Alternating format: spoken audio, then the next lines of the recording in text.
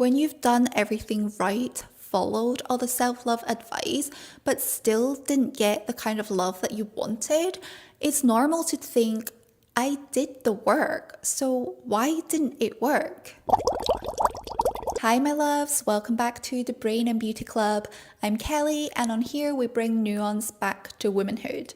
Today we're going to talk about why you can't self-love your way to romantic love. We're going to unpack the problematic narrative of self-love that we see on mainstream social media, what self-love actually is, and how it relates to romantic love. But before we get into it, I need you to hit the like and subscribe button so that more people can join our conversation. Now that's out of the way, let's get into it. If you want to be the most magnetic person in the room, be that girl, then you need to be obsessed with yourself. When you love yourself so much, other people in the room will notice. This is basically the mainstream version of self-love on TikTok.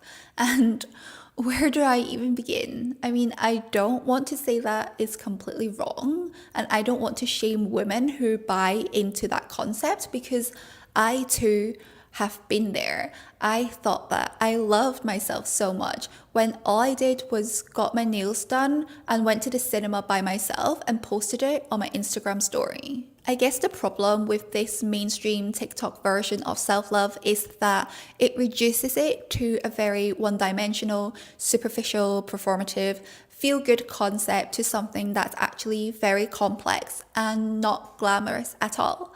I mean, selling self-love as journals and cute Pilates outfit is way more profitable than telling people that self-love is actually just about crying your eyes out in therapy. So here we are, taking ourselves out on solo dates, doing our 10-step skincare routine, never skipping a workout, leveling up, becoming that girl. And yet, the perfect relationship that you thought you'd have if you finally love yourself enough never came. And you are justifiably so disappointed, sad, or maybe even angry. But what if I told you that maybe we got it all wrong? That this TikTok version of self-love is actually just self-hate disguised as self-love?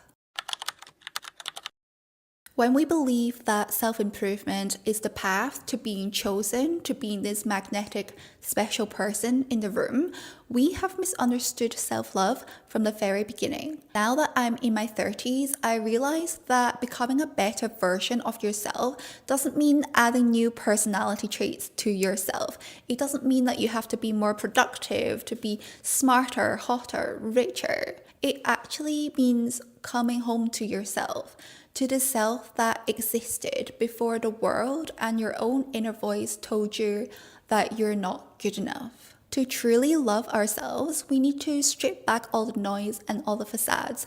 We need to face the ugly parts of ourselves that we don't like. And it's not a comfortable thing to do. It's not fun to look at yourself and admit that, you know what, yeah, maybe I am insecure, maybe I have low self-esteem, maybe I don't actually think I deserve the kind of love that I say I want. It's not fun to admit that maybe I've been relying on men to feel worthy this whole time. You know, it's not fun to admit to yourself that you have been chasing external validation this whole time when you've convinced yourself that you are this black cat energy, unbothered boss babe who loves herself. I'm sorry to break it to you, but this is what it takes to truly love and accept yourself. And if you're lying to yourself about who you are to begin with, you will never truly reach self-acceptance. Self-love has also been framed as self-obsession and self-prioritization by a lot of influencers. And although I do agree that advocating for yourself, setting boundaries and prioritizing yourself is important and it is an act of self-love, we need to be careful that it doesn't turn into selfishness.